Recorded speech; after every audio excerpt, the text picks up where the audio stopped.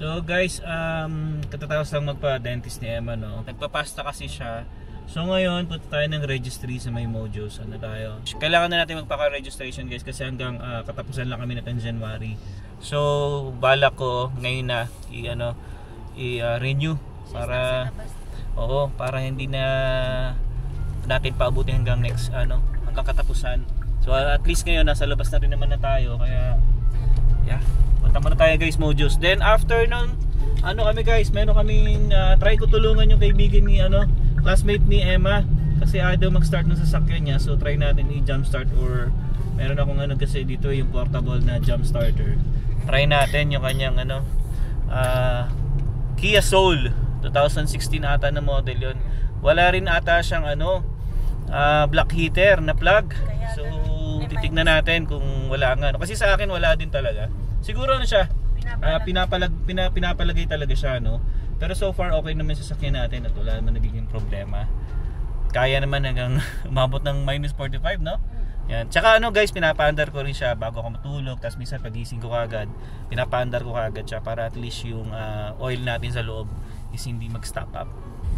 So, ganito kadudumi ang mga sasakyan ngayon, 'di ba? Walang car wash muna ngayong matindi ang lamig. Wala. Kasi magfi-freeze yung tubig. 'Di ba? So, yun nga, open na snow pa yung isa nasa harap doon. Hindi na nilinisan no? Oo. Pag na, umokay-okay yung temperature saka maglilinisan tong mga sasakyan na to. Diyan kikita ang mga car wash. Kasi maputi. Alam mo dito sa pero wala rin din makita. Syempre kapag aakyat ka sa sasakyan, galing kang lakad ng snow, magpuputik din kasi pag natunaw. Yan. Dumi Tiyaga lang. Kaya yung mga cars nagpapalinis to pag gumanda na talaga yung weather. Open ba yung mga automatic car wash ngayon? Oo, yung mga hindi yun nagpo-freeze. Hindi, sa loob yun eh. Pwede yun. Ayun Pero yun nga lang, paglabas mo din kasi guys, madumi na naman sa sasakyan mo. So sayang lang, mahal pa naman magpa-car wash pag sa mga yung automatic.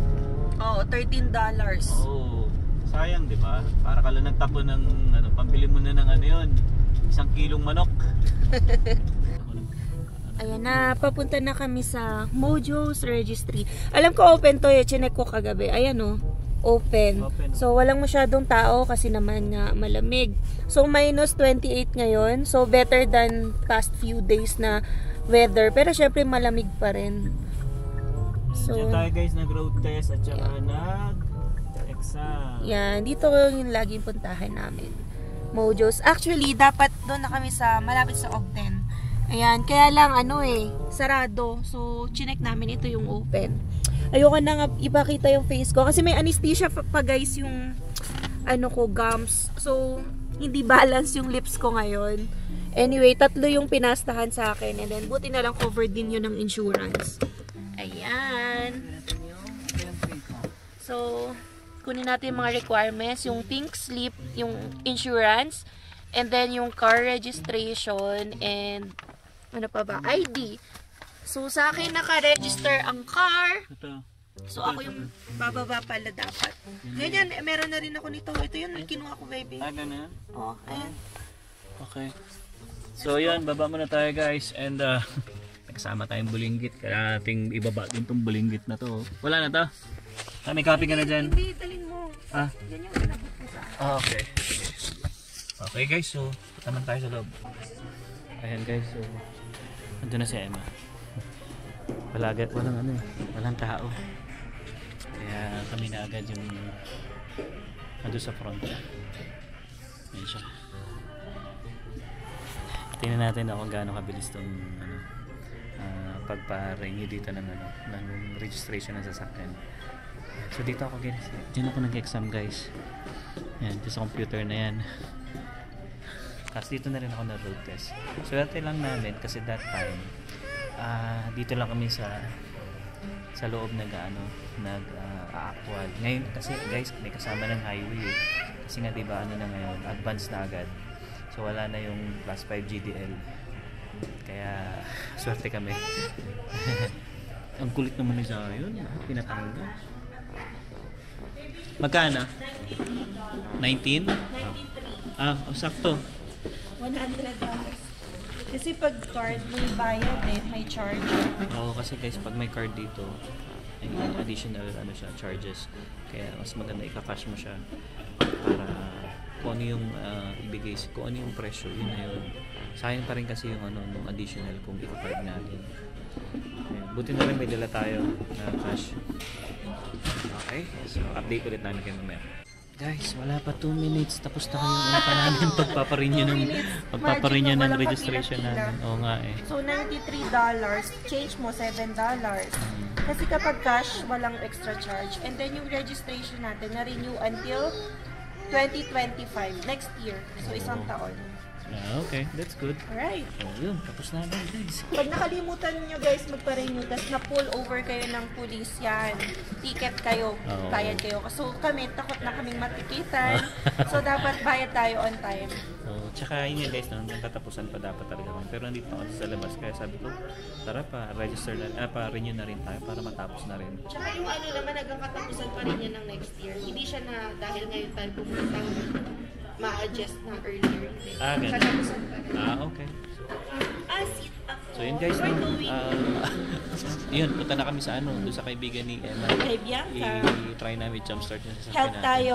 Yan. So kung natin tumulong guys Tabang. kasi sayang naman, nakakawa din naman at walang magamit. Oo, kasi si Alwin ang dami ding hininga ng tulong noon nung hindi umaandar yung sasakyan niya.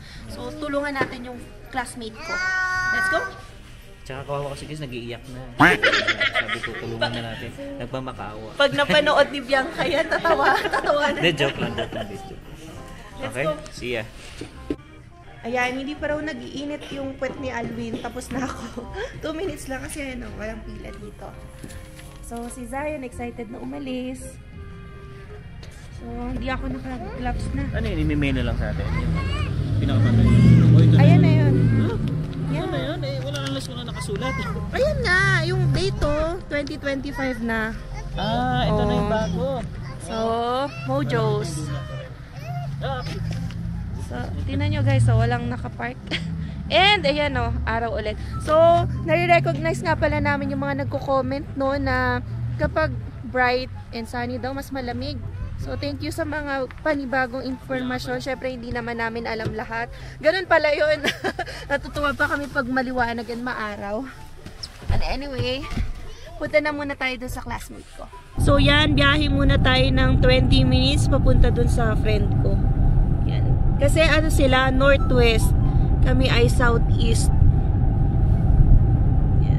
So, inaantay na tayo doon. May direction nga siya pero feel ko maliligaw ako. Kaya sabi, aantayin niya na tayo sa daan.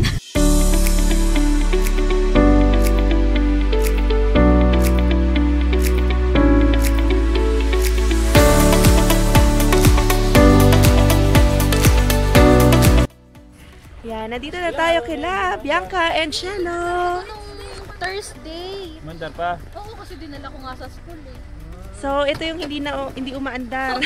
Isang araw pa lang naman, 'di ba? Oo. Friday hindi ko siya napaandar, pero nung gabi dapat i-start na. Hala, hindi mabuksan frozen din. Frozen din. Ayun. Inaangat lang ba ito? Inaangat tapos Baka masira. Pero walang hot. meron. Pero isa-slide mo niya sa left. Tapos Ayun lang, ayaw. Uy, baka masira. So, ayan, ang gagawin natin. Challenge pa pala ang pag-open. hindi ba Yan. dapat isaksak? Hindi ba Hindi ko pa open? namin Actually, tinatry namin kanina yung opening.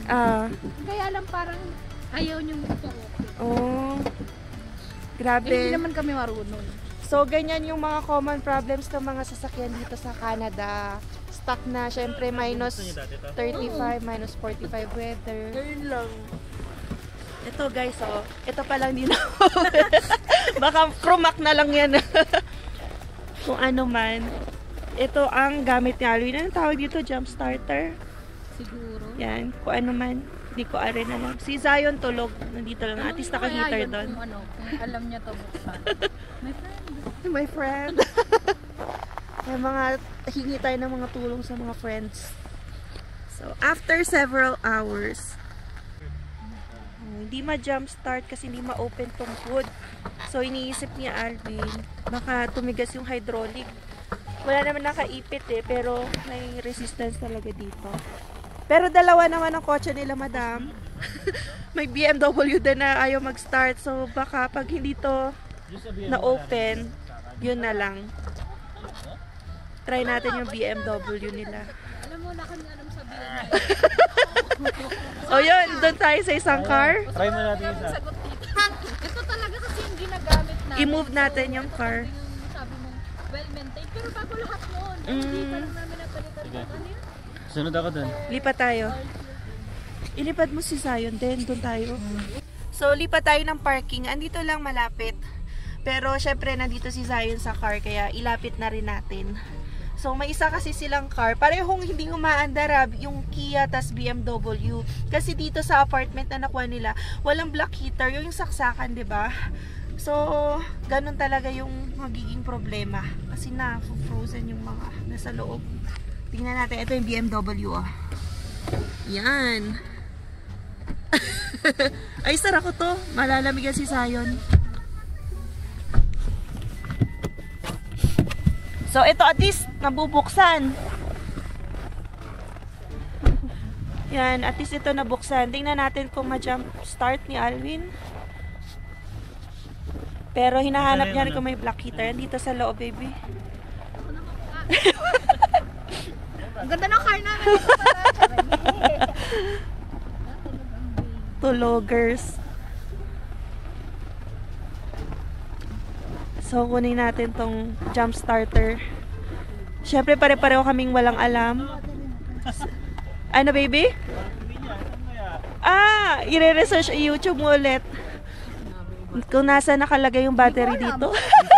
Sa Dodge ko, nandito sa gilid. Oo, yun ang mahirap sa Dodge. Meron ano siya, may parang extension. Oh, so dito, syempre BMW to, hindi natin alam saan ba nakalagay yung mga battery nito. Si Alvin nag-YouTube pa muna yan para malaman. So, ganun talaga, ma-jump start mo kapag ano, alam mo yung battery. So, hanapan muna tayo sa makina. Ayan. So, this is the BM. Hindi nila to madalas gamitin yung Kia ang ginagamit nila. Ayan na ba yun? Dito muna tayo sa loob. Yan. Save tayo ng energy sa lamig kasi babad talaga pag mag-aayos ka ng sasakyan. Hayaan muna natin sila ang kumalikot ng mga makina at wala naman tayong alam dyan. Kaya lang sobrang lamig, kawawa din. Ayan, ito pala. Pakita natin yung sa jump start. Sana mag-work, no? Kahit isa. Feeling ko somewhere near lang yung negative dyan. Kahit saan naman. Mas negative ano naman. Basta ba? So isa lang, positive lang ang meron siya. Yan.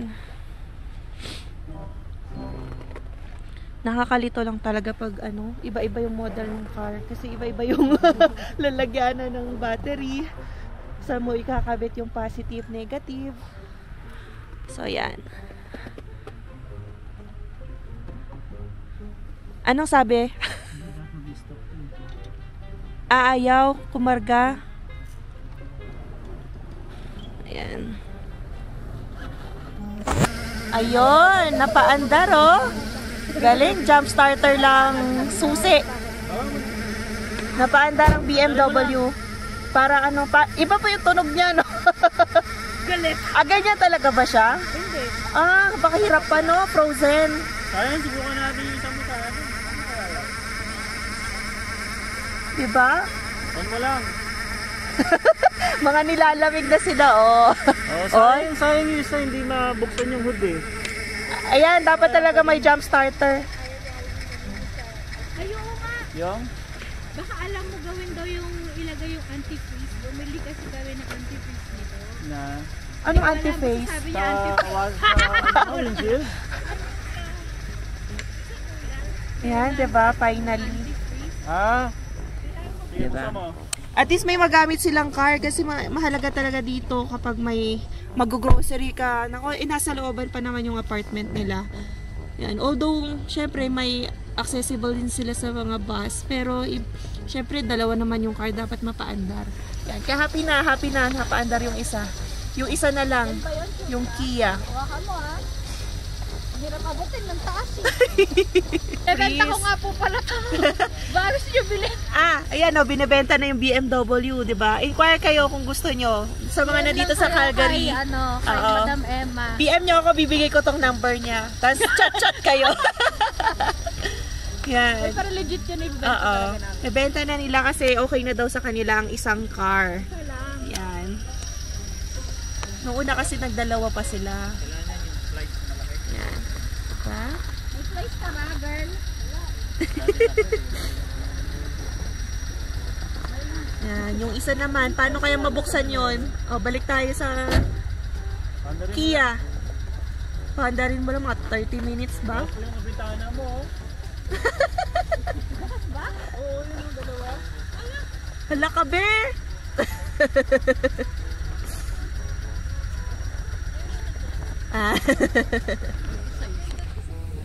Ipakita mo yung ganda ng BMW.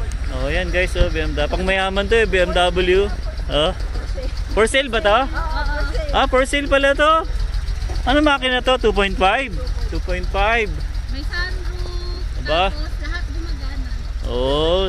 Kahit lahat gumagana, hindi ko naman alam pindutin. Oh, pero yung ano no, yung saksakan niya. Na-search mo sa YouTube, hindi wala din? Hindi pa namin Ako kasi pagka anong search lang ako sa YouTube. Kanina sinesearch ko yung sa inyo eh. Wala rin ako makita. Ito to sa akin wala din eh. Wala din siyang ano. Pero okay naman, kinakaya naman. Tsaka ano, pag kagabi, inaano ko siya, in-start ko siya. Kagabi nga, kaya naman nalaman na hindi nagsastart. Kasi, diba Thursday ko siya ginamit. Tapos sabi ko, Friday, start ko. Kasi para at least, mainitan. Ayaw na start. Ay, ganun. Stress ang lola mo niya. Subscribe natin, subukan natin yung Balik angat tayo ulit. doon? Oo. Balik tayo Sayang doon. eh. Balik. Kailan mo huling napangat yun? Oo. So, balik tayo dito kay Kia. Siyempre, ito ang madalas gamitin. Kaya, dapat talaga mapaandar. Pero hindi talaga ma-open, guys. Ito ang importante. Ito yung, oo. PM doon, ang naka-on. Safe naman dito sa Baka maitakbo na pala. We believe. So, ito yung ginagamit ni Madam Bianca papunta ng Saint. Paano yan? Kailan ang pasok mo ulit? Monday? Commute ka, girl.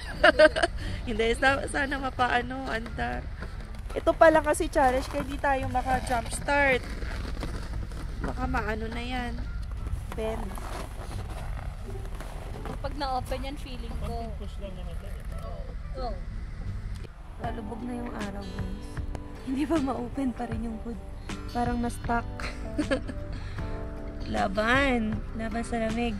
So, nandito lang kami ni Zion kasi ang lamig sa labas. So, sana ma-open na kasi hindi natin ma-jump start kung hindi ma-open yung hood. Yan. Parang naipit yung pang-lock niya. Hindi maiangat talaga. So, kung ano mang reason, kahit anong gawin. Okay guys, so yun, kakauwi lang natin. At yun, medyo minalas tayo dun sa isang sasakyan kasi hindi natin talaga siya mabuksan. Hindi ko alam kung nag-stack up yung pinakakawit niya dun sa sa pinaka-hood kaya ayaw umangat or na-frozen siguro. Hindi natin alam. Talagang sinubukan na namin, talagang ipinush yung loob. Talagang ayaw umangat talaga. Parang siguro nga hindi sumasama yung kawit niya palabas. Yun yung naging problema niya. Pero syempre, yung isa, okay naman. Gumana naman yung BMW nila. Isang click lang na start agad natin. Pero yung isa sana yung mas importante kasi yung talagang ginagamit nila daily. So, ayun. Sorry Bianca. Talagang wala. Ginawa natin lahat. Pero guys, iniwan ko sa kanila yung isang jump starter natin. Para in case na mabuksan nila yung hood. Sabi ko, try na lang nilang subukan yung jump start nga natin. Baka sakaling gumana, no? Kaya iniwan ko na lang muna sa kanila. Kasi dalawa yun guys, yung jump starter natin. Dalawa yun. So, ganun kasi ako medyo mas inaano ko yung mga ganung bagay kasi alam ko pag may emergency, at least may backup ako. Anyway, ganun talaga dito guys, marami talagang hindi umaandar na sasakyan, especially pag ganitong mga winter, no? Or ganito yung lamig. Talagang pumalo kami guys hanggang minus 45 ata yung pinaka malamig, or may mas mataas pa ba? Oh, I think yan, yun yung pinakamataas, minus 45, no? Pero ngayong week lang naman yan guys, kasi next week is bababa na ulit siya. Dapat talaga guys, ready tayo sa lahat ng mga gamit, ano? Kaya pag may mga emergency, mas magagawa natin agad-agad. Okay? So yun guys, I hope na nag-enjoy ka sa vlog namin ngayon. And yeah, see you on the next one. Peace!